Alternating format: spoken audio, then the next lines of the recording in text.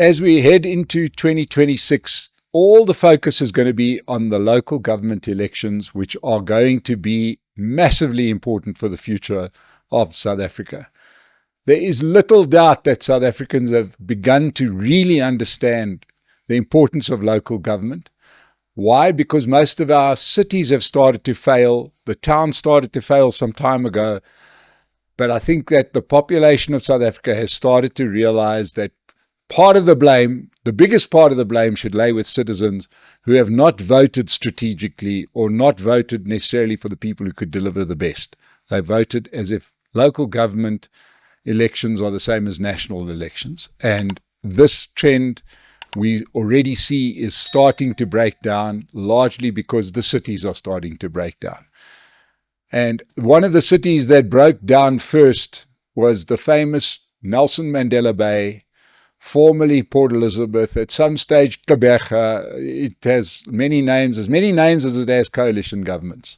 And we are going to hear the story of Nelson Mandela Bay, a massively important city in South Africa.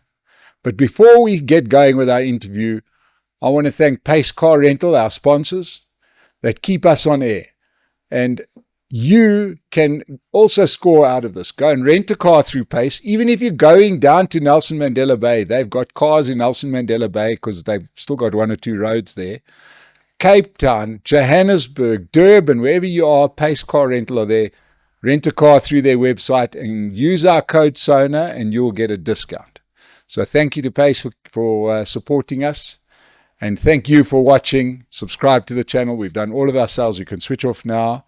But I wouldn't. If you want to hear one of the best interviews, listen to me today as I speak to former Mayor of Nelson Mandela Bay from the Democratic Alliance, Retief Odendaal. Retief, welcome to State of the Nation. Thank you very much, Mark. It's an honor to be here. Yes, it was a long intro. Well, we enjoyed it. I can talk. There's no doubt about it. So, well, I'm an attorney by trade. I can give you a run for your money. Yeah, but you get paid by the word. Yeah, so now, as I said in the intro, massive year for local government, right? A massive year for South Africa, because we realized, and I think many South Africans realized in the last general election, that voting can make a difference. You can change things if you vote for a party that performs or you don't vote for a party that underperforms. Yeah.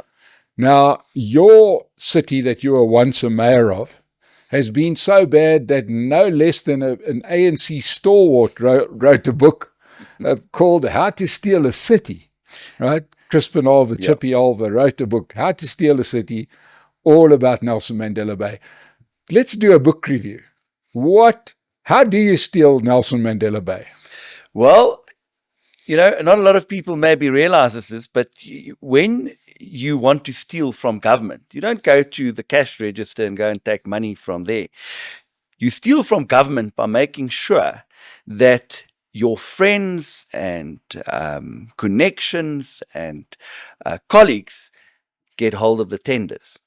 And in Nelson Mandela Bay, if you go to our annual financial statements, you'll see an amount of 28 billion rand in irregular expenditure. Now, people that don't know what irregular expenditure is, that's when you spend government money trying to circumvent supply chain procedures or MFMA regulations, and thereby very often award tenders contrary to the MFMA, which then leads to irregular expenditure. And that represents money that was spent on these tenders, which in essence could be seen as instances where there were corruption. So that 28 billion rand represents more irregular expenditure than was incurred in any other city over the past 20 odd years, more than any provincial government, which then says that Nelson Mandela Bay was number one for one thing, and that is actually from stealing from the public purse. So I believe that Nelson Mandela Bay has been captured over the last couple of years by thugs, and these thugs have connections in council, they're connected to politicians, they're connected to the officials, and that has resulted in the city being broken down systematically to the point where we can hardly provide any service delivery to anyone, and you find a very, very broken city. And the funniest thing is that it was broken to such an extent that we can't even spend our money. So over the last 2 financial years, the city sent R1 billion back to National Treasury simply because it was unable to spend it. And then people say to me, but how is that possible? And I say, well, it's possible because the good officials, the competent officials, the people that actually need to get the administration working, they've all left, because no professional, hardworking, ethical person wants to work in an environment that's been captured by thugs. And that, in essence, is a story of Nelson Mandela Bay. We've seen 8 coalition governments in a period of 9 years, massive instability. And while the politicians are fighting amongst one another in council, the thugs are carrying away the loot through the back door. And as such, our wonderful city, which I really believe is an amazing place to live, unfortunately has been broken down. Well, and you've exported some talent, haven't you? Because, I mean, we know that the city manager in the city of Tshwane, Johan Metler, yes, was your city manager. The CFO is now in Mossel Bay, you were telling me, was essentially chased out of the city. Yes, chased out of the city because he was doing his job. Yes. I went to the city of Cape Town a while ago, and I was in one of their council meetings. No less than 3 of the executive directors came up to me to speak to me about the city, because they came from Nelson Mandela Bay. All 3 of them will come back at the drop of a hat, but they can't work in the kind of environment that we find there at the moment.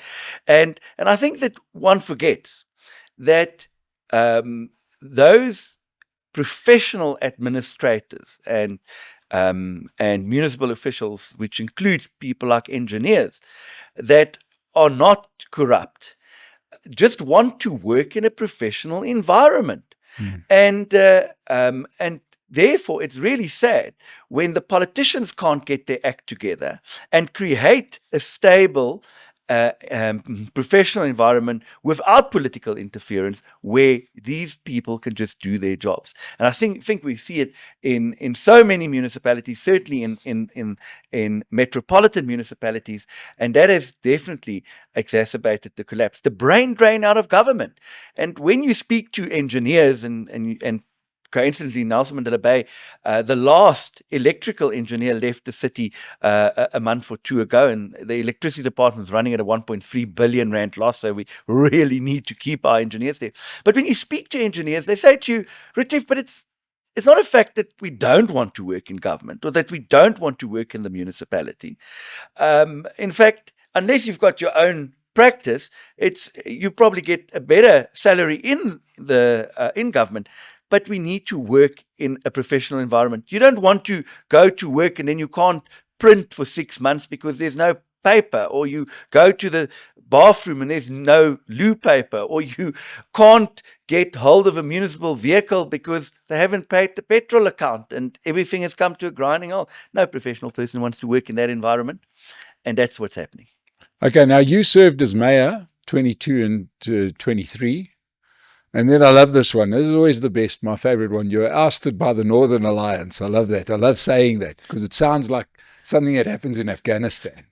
Right? Gary van Niekerk. If ever anybody looked like the typical sort of thug, it's Gary van Niekerk. And he was the guy who eventually, because he was part of your coalition. Yes, he was the speaker. Yeah. Yeah. And, it was really, really sad. We went into that 10-party coalition, and look, we knew it was unlikely to last for a long time because it's just very difficult working in such a big coalition with so many egos and interests. But we put this coalition together, and remarkably, it made progress. the city at that stage was amidst a debilitating drought. It was bound to run dry and make us probably one of the first metropolises in the world that would have run dry. And we had to make some very difficult decisions. So it wasn't easy for the Democratic Alliance to put together a coalition, because here you've got the threat of a city potentially running dry because of very, very bad decisions that were taken in the past. For example, the fact that they were overdrawing our dams by 3 times the amount that they were actually allowed to extract. And then amidst this 10-party coalition, which is going to be almost virtually impossible to really make demonstrable difference. But we managed to put, for the better part of the coalition duration, put aside personal interest, party political interest. And I said from the get-go, there's no big brother in this party, notwithstanding the fact that the Democratic Alliance had 48 seats and the next biggest partner had 3 seats. I said, around this table, we're going to take decisions as a collective. We're going to reach decisions by consensus and try and make concessions where we can. And it worked until Mr. Gator McKenzie offered the speaker, Mr. Gary van Niekerk, the position of mayor. Yeah. And then some of our coalition partners smelled the blood, and some of our coalition partners went over to the new ANC coalition that was being formed. And I want to say that, the very sad thing is that you find some of these coalition partners that, move from coalition to coalition. The one coalition partner, I'm not going to mention his name, but he has managed to form part of 7 of the 8 coalitions in Nelson Mandela Bay since 2016. Yeah. I mean, it's absolutely amazing how this gentleman has been able to stay relevant and to convince people or convince these parties that he needed to be part of their coalitions. But it's all about self-preservation and making sure that they protect their own interests more than asking, but what is in the interest of the city? What is in the interest of the residents? And I explained it the other day. Somebody said to me, but why is the DA not supporting a motion of no confidence against the mayor that was tabled? I said, but what would be the point? No coalition could be put together.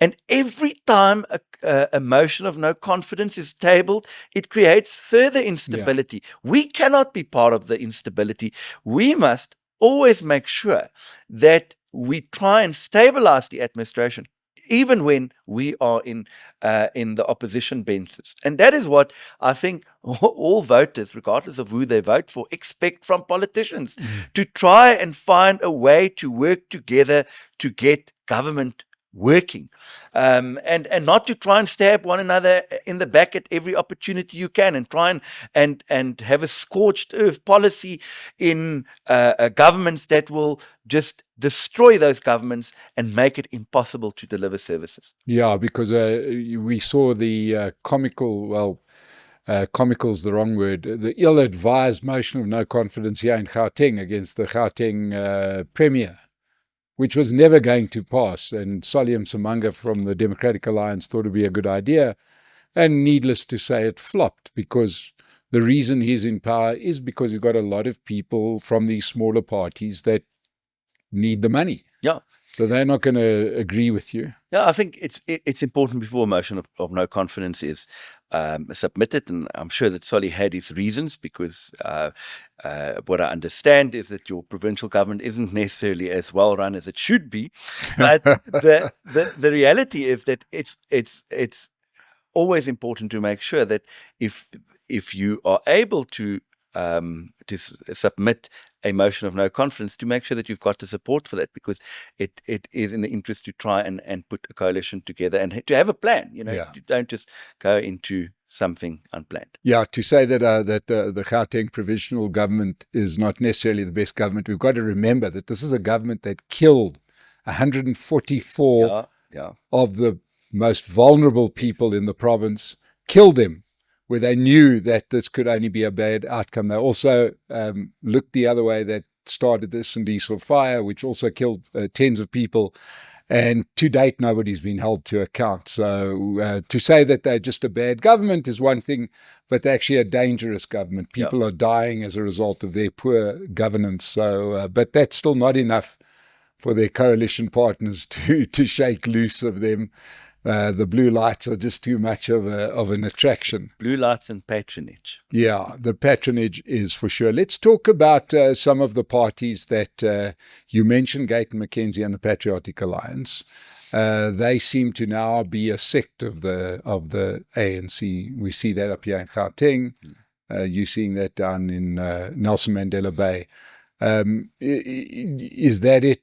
There was a time when they were part of a coalition up here in Gauteng with the Democratic Alliance in Johannesburg, but now they seem to have thrown their lot in 100%. I think the big disappointment with the Patriotic Alliance is that, they don't negotiate in good faith. And very often, we always draft coalition agreements, but you do expect that when you've reached an agreement, you've given a handshake or you shook on it, then that you've got a deal. And what we find very often with the PA and other parties as well is that they're always looking for a better deal. And therefore, it doesn't matter whether they've just agreed on a position or positions. If the ANC comes around and they offer them a better deal, they will go for that. And I think that is a almost an impossible way to put coalitions together. I mean, obviously, when you're around a table, every party is entitled to put their demands on the table, and you must craft it trying to make concessions and get everybody as happy as they possibly could. But you can't continuously say, well, this is what I got here. What can you offer me? And then come back and say, listen, but I've just been offered this. Now you have to up that in order for me to stay. I mean, that's not in the interest of the voters. And we've seen it in the collapse of so many coalitions. And therefore, I hate the term kingmaker parties. I absolutely hate it, because you're not a kingmaker. You're a destroyer of governments. That's what you are. And every time a government falls, there is a disruption. And sometimes it might be a good disruption if you had a bad government, but more often than not, you actually had a government that was fairly stable, tried to make some progress, made some progress, and they also being undone as a result of this unstable coalition politics, where horse trading is at the order of the day. Yeah, and I'm not sure, obviously some of the biggest disruption in the earlier times, before we don't mention them, and I always like to mention these things on the show, is the UDM, Bantu Alamisa's lot. That was very disruptive and destroyed the initial coalition in 2016. And they seem to be in every coalition that's in power. I don't know if that's who you're referring to, but we can't not point out. I mean, it's easy to point out the Patriotic Alliance, but now they seem to be quite stably in the ANC-EFF camp. But the UDM seems to go wherever the money is. Yeah. Well, the UDM has been successful also to be in a number of coalitions, and I failed to understand it, how you can be in one coalition today and in another coalition tomorrow, and then a year later you go back to the original coalition that you were. It makes that no sense. Now, Retief, you are a lawyer and turned politician, which the two are quite close, because you're dealing in legal issues all the time, one would imagine. But in a city like Nelson Mandela Bay, in a metro like Nelson Mandela Bay, where a whole senior ANC person like Chippy Olver can write a book about how the city was stolen, has any legal process ever been successful in holding anybody to account? Or perhaps, God forbid, sending somebody to jail? Well, look, as you can imagine, it's difficult. I mean, we've seen Zondo Commission and how much money that has taken and how long that has taken, and we've seen the slow progress that's been made in order to be able to prosecute individuals and hold them to account. But there has been quite a number of arrests. most notably be the fact that there was a great-scale corruption with our IPTS, which is our bus rapid transit public transportation system, and we've managed to attach some of the assets of these officials, former officials, and we're bringing that money back into the city. And so we have certainly seen some people, but on the greatest scale of things, when you're talking about a 28 billion rand irregular expenditure on your annual financial statements, it is a drop in the ocean. And I said to somebody, you can see that it's still very prevalent even today. One of our former acting city managers in Nelson Mandela Bay, and there's a lot of acting city managers. There's been 48 municipal managers in Nelson Mandela Bay since 2009. That's obviously by design, because you steal from government when there's chaos, and that's what you get, the chaos, when you have a new boss every 4 months. But we've seen how when one of these acting city managers stopped what we call an evergreen contract, meaning, it's something that was deviated and over and over and over. It never went back through the full supply chain process that other companies could also tender. And he decided to put it aside and then to open up the tender so that, there could be competitive bidding, and a new contractors could be appointed to attend to public lighting in the city. For 2 years, it was impossible to get it done. And I believe it is as a result of the interest that is with officials and politicians. So when there is a new contract to be awarded, they try everything in their ability to make sure that it's not appointed, because it needs to go to a specific service provider. Another example was a company that provided us with security services in the municipality, and was responsible for CCTV camera footage, CCTV camera infrastructure that linked to our joint operations center where SAPS also used to sit. All of that infrastructure, by the way, has been lost. It's been vandalized. There's no system that the city has installed for CCTV footage, which is very sad. But this company, there was only one company that provided that services for the past 20 years. And when Johan Metler, still as city manager, set aside the contract and it went to court, no other company could be successful in tendering for the work. And the current administration has just settled with that specific company. And lo and behold, there's another tender that's now gone out. And who gets the tender? The same company. Now, in a 22 billion rand institution, which is Nelson Mandela Bay, what are the chances that over a period of 20 years, the same service provider will always do the work? I want to say to you, less than none. But that is the story of a captured administration. Yeah, because you mentioned some accountability in the bus rapid transport system. But I presume there's not been any sort of politicians that have been included in any kind of legal case. Well, the regional secretary of the ANC, Mr. Coupe, for a number of years ago, he is currently facing the music, and I think there's another regional secretary that came after him of the ANC that's also in court for facing criminal charges because of collusion with tenders. So there's a golden thread there, and it points into one direction. Yeah. So I think that and voters are seeing that, and the reality is, because of all this interest in politicians and officials trying to loot from government, nobody focuses on service delivery to the people. Yeah. And Nelson Mandela Bay, one of the cities with the highest unemployment rates in the country, one of the lowest GDP per capita, it really is sad. Yeah. Now, Retief, let's move this. Let's start looking forward.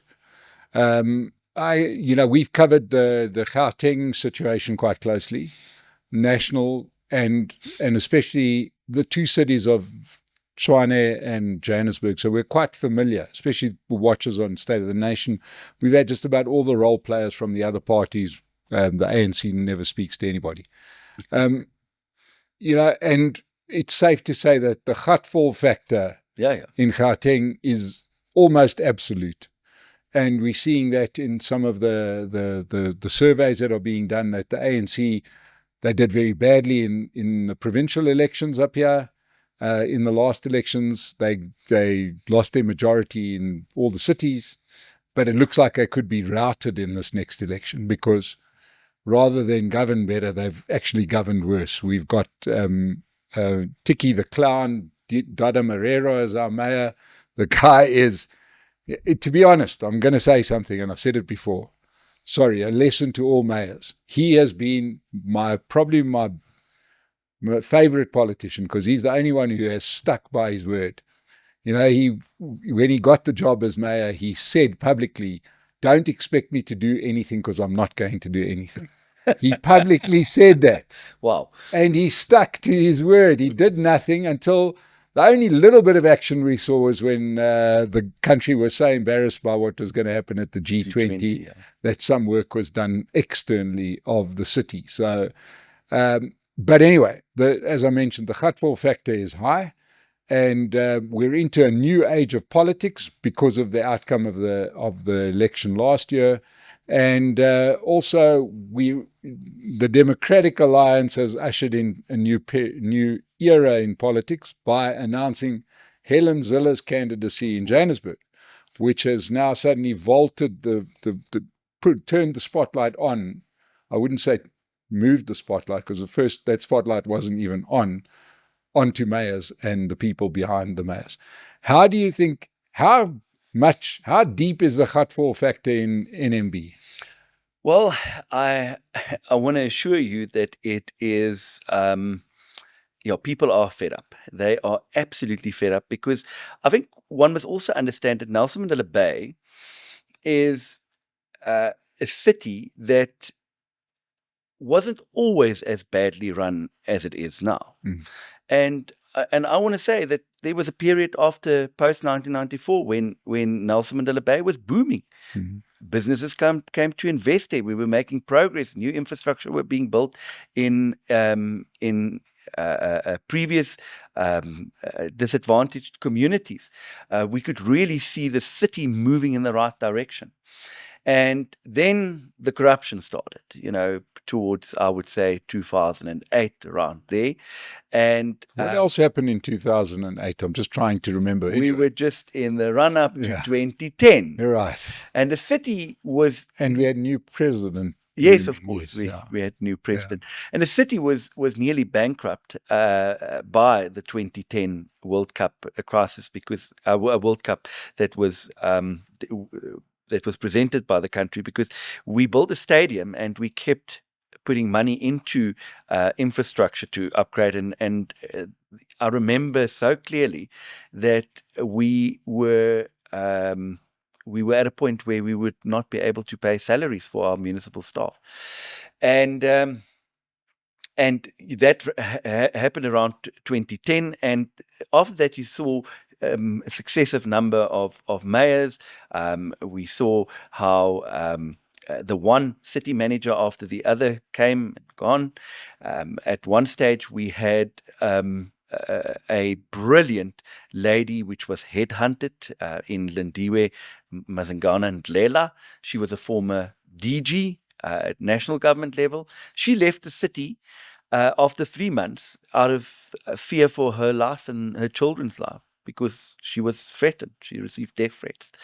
So over that period of time, you saw a steady decline. Then in 2016, the DA managed to put its first coalition government together, and you could see that we were making progress and moving in the right direction again. And then thereafter, sadly, 2 years after that coalition was established, it was undone. And then followed 7 other coalition governments, including my own. I've been in government there for 8 months, period of 8 months. And And I think people are just tired of seeing the bickering and squabbling and the wastage. I mentioned to you before the show started that the city has lost R1 billion in grant funding over the last 2 financial years because of an inability to spend that money.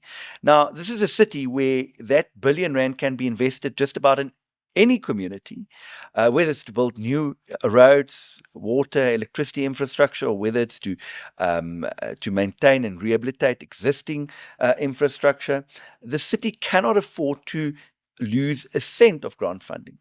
But the governments that were in place at the time just didn't care and didn't understand how to get movement in terms of spending on key infrastructure projects, and key to that obviously is the fact that 7 of the 10 executive director positions, which is top management positions within the municipality, has been vacant for the past 2 years. It's no wonder. There's nobody to oversee the implementation of these projects. No engineers left, no proper project managers. So, I always say it's not rocket science to run a municipality or to run a government department. Well, it's also not rocket science to see why we can't make progress in Nelson Mandela Bay, because there's nobody to do the work. And I say this, and some of my colleagues say, be careful what you say and how you say it. But I always say, politicians promise you a better service delivery. And I say, well, I don't think any politician can give you better service delivery. But what they can give you is they can give you a plan to fix the administration, to fix the municipal administration, to appoint the right people, to make sure that those people are held accountable. And that administration will then end up giving you better service delivery. So politicians mustn't stand up and make big speeches about how they're going to fix the potholes and fix the streetlights. They can't. Tell us how you're going to fix the administration so that the work can get done. And in the period that we were there, a lot of effort went into trying to stabilize the municipal administration. And we received, notwithstanding the fact that it was a very complicated coalition government, the first unqualified opinion, audit opinion, in 12 years for the city. And then the year we were asked it, then it reverted back to a qualified opinion. So yeah. What's the support for looking like for the last election? You polled how much in the last local government elections? So we were around 40%. Okay. And the ANC was? Also around 40%. And, and we got the absolute worst result that we could possibly get in Nelson Mandela Bay, because there was a low turnout at the polls. And as a result, a lot of smaller political parties came in on a fraction of the vote. So you've got people sitting in Nelson Mandela Bay Council that received little over 1,500 votes, and they end up running departments worth billions and overseeing officials with a staff complement of departments with a staff complement of a couple of thousand. And they got in on a fraction of the vote just because there wasn't a better turnout. And this time around, we are going to pull out all the stops to make sure that our turnout is better. And I often think about it, because in DA strongholds, if you look at our results, in areas where we get 90% plus of the vote, we only managed to get 55 to 65% of our voters out on election day. And I wondered about that, and your knee-jerk reaction, sometimes you want to blame the public. They don't go out and vote. But I thought, maybe we are to blame, because maybe we didn't give them a proper vision and convince them that there is a possibility for the DA to win outright in Nelson Mandela Bay. And people don't often realize that, but in Nelson Mandela Bay, we are the strongest. We've got the strongest DA contingent of all the metropolitan municipalities outside the city of Cape Town. So statistically and theoretically, we can win an outright majority there. We just need to convince enough people that we've got a plan and what the city will look like if you have a stable government in place. Yeah, we were talking also off air about something that everybody should be aware of. let's call it safe seat syndrome. And that is when you live in an area where you know is going to fall to the party that you like anyway. And there's that sort of temptation to say, well, you know what? I don't need to vote because my party is going to win this particular ward anyway. So what if I don't vote? And as Retief's pointing out, that becomes vital, especially with your second ballot, which is for proportional representation. That sometimes is the difference between stable government and unstable government. It is getting people out there and getting a party that you like to get those proportional representation seats. Yeah. So very often in DA strongholds, you go and vote for your ward candidate, but the DA are able to get 2 or 3 additional councillors, PR councillors, out of the votes that could be casted in those DA strongholds. So it's very, very important. But at the end of the day, we also have shown remarkable growth in all communities in Nelson Mandela Bay. We've got structures everywhere, and I always say to my colleagues that if you want to get somebody to vote for you, you need to win their hearts and minds. And the only way you can do that is if you champion their issues and you really care. You can't fake sincerity. Mm. And if you really care about making a difference and you continuously work at making that difference, and it might take you a long time, and sometimes there might only be small gains, and there might be periods of time when there's no movement with better service delivery at all in communities, especially poor communities. If you keep at it, the trust relationship gets built. That's why people build. That's why people will vote for you ultimately, because they trust you, because you've proven that you want to make a difference, that you actually care about their living conditions. And there's no other way of doing it. I don't believe anyone in South Africa should vote for a party just because their parents have voted for the party or they've voted for them before. You must vote for a party that cares. Now, Retief, I want you to explain to us about the phenomenon that we see a lot of, right? It's well documented that there's a flood of people, not just city officials and people that move from places like Nelson Mandela Bay to all sorts of other places because Nelson Mandela is going through a rough time, okay? But we've seen a massive movement of people from the Eastern Cape, especially from Nelson Mandela Bay to Cape Town. And I'm very curious to know, what is the political effect of those people then living in Cape Town? What kind of messages filter back from Cape Town? Does it come back? Do people come back saying, that there's a different way to do things? Absolutely, and we get that all the time, and you sometimes get people that were diehard ANC supporters saying, but hang on, we can see that this municipality is working, and very often we get attacked as the DA saying, but there are townships in Cape Town, and there's townships in the Western Cape, and people don't have houses. And my response to that ordinarily is that the Western Cape has got the same socioeconomic problems that the rest of the country has. I mean, it's still one of the most the most unequal society in the world. But here's the thing: when you compare the unemployment rates of the Western Cape and you compare the unemployment rate, for example, of the Eastern Cape, it's chalk and cheese. I think the unemployment rate of the Western Cape is about half of what the Eastern Cape is at the moment. And people flock there to be able to go and search for opportunities. And obviously it puts a lot of strain on a city like Cape Town to provide services. But notwithstanding that influx of people, they managed to upgrade communities. They've got systems whereby programs whereby they upgrade informal settlements and provide people with basic services.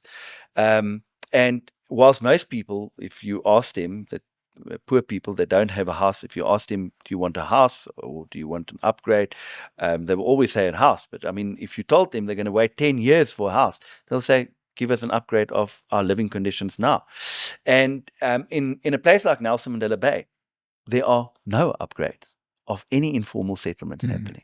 In fact, there are no planning for any alternative housing solutions other than RDP housing. And even then, very often we fail in delivering the RDP houses. In the year 2021, 2022 financial year, the year before we took over, or my government took over, the city built only 28 RDP houses, but sent 180 million rand back to National Treasury because of an inability to spend that money. It is criminal. We've got a massive backlog in housing delivery in the city. How can you justify sending money back?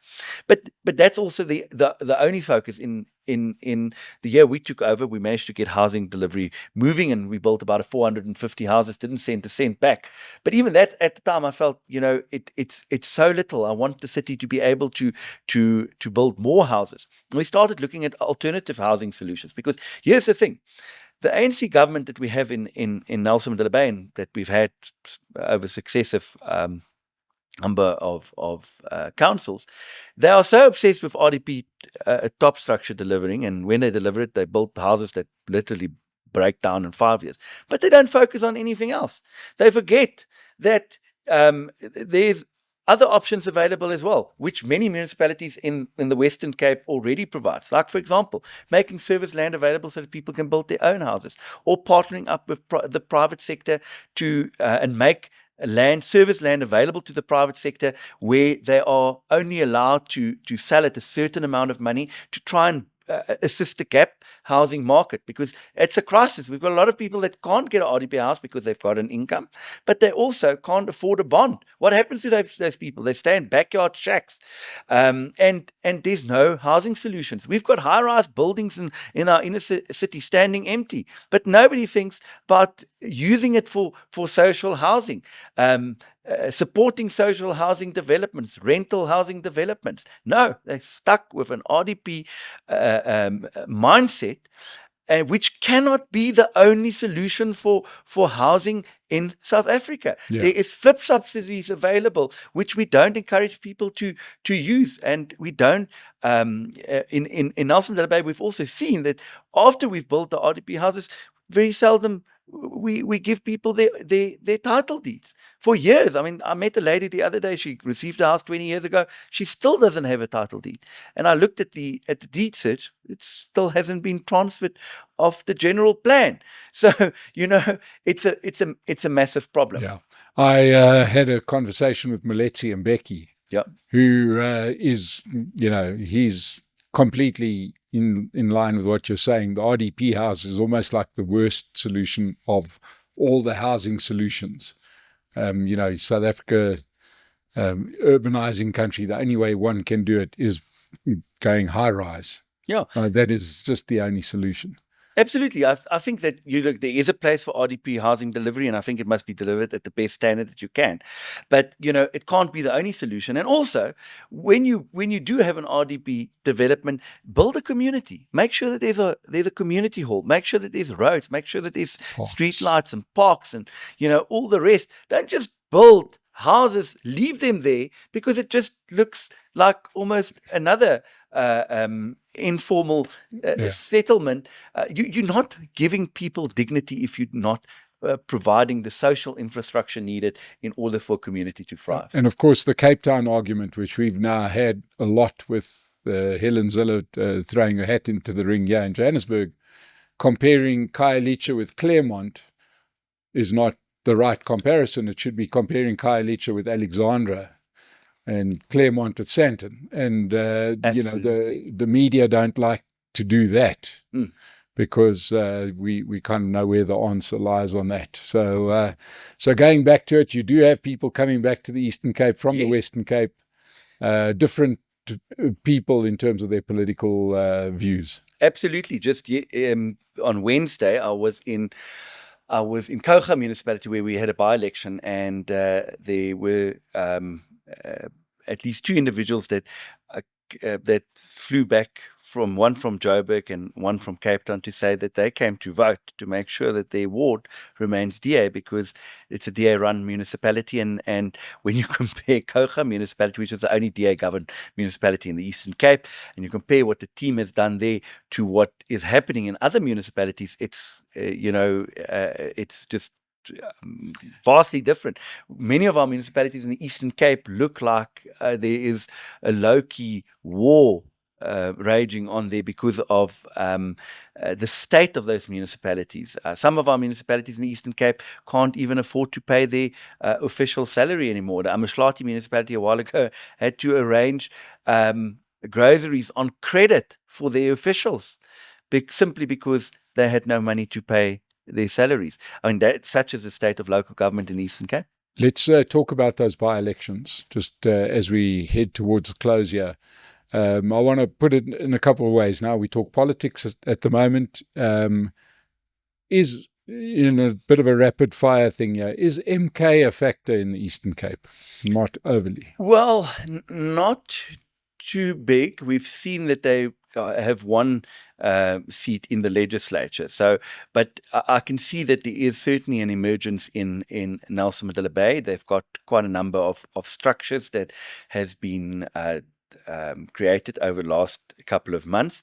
So I believe that they will definitely be a factor. They weren't so much last year at the general election, though. But it's not going to affect you. But there's been the emergence of the Patriotic Alliance, yes, which might affect the Democratic Alliance. They already, if I'm not mistaken, won a seat in the Eastern Cape in a by-election. They won in the Kokama municipality, yes. So look, we've seen the Patriotic Alliance also participate in the Kocha by-election, and we've seen how the DA's support remained very steady, but how the ANC support collapsed, and the PA won their increased support directly from the ANC. So not that I'm saying that the PA is not a threat; they can certainly be a threat, and but we believe that people have seen what has happened over the last couple of years, and the PA has been in a number of coalitions.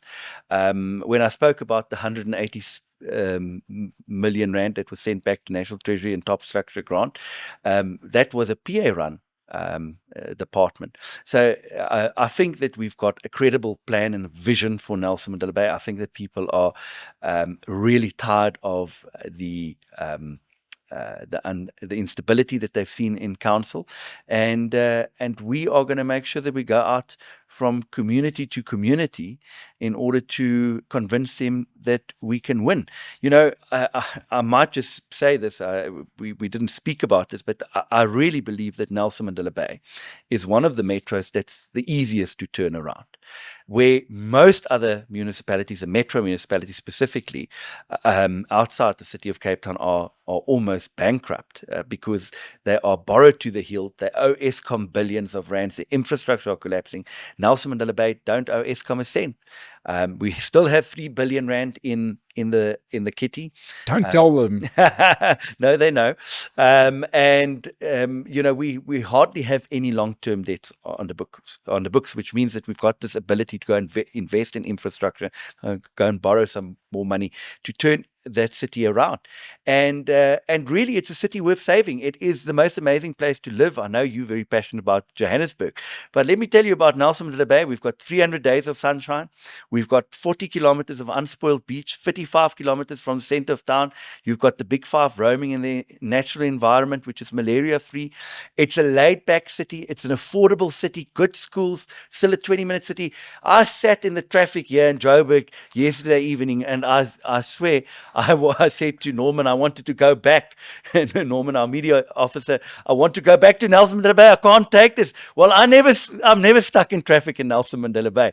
So it's a city worth saving, and it's a city worth marketing as a destination, because you know, if you look at other municipalities, I'm not going to bash other coastal cities, but they're not very cheap to visit. Now, Nelson Mandela Bay, you can go and stay in a 5-star hotel that will cost you the money well, you can go and stay in a top hotel that will cost you far more in any other coastal municipality around the coast. So it's really a wonderful city. We can rebuild it, and we will be able to attract investment and more people to move there. Maybe you can even move down to the coast. Beautiful, affordable property. I can really show you around.